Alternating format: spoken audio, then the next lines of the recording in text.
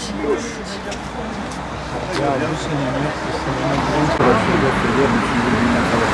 yapsın değil.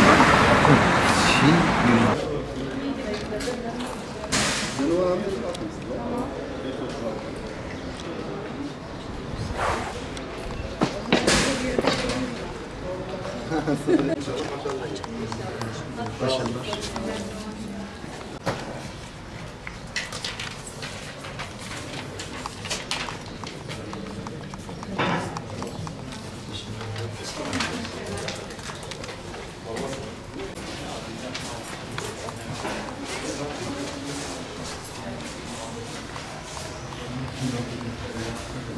Bir geçeye kadar.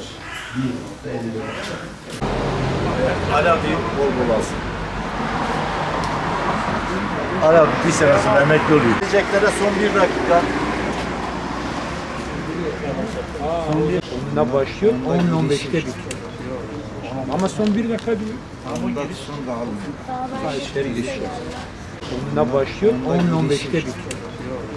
Ama son 1 dakika diyor. Bundan sonra dağılın. İşleri geçiyor. Sen ne diyorsun?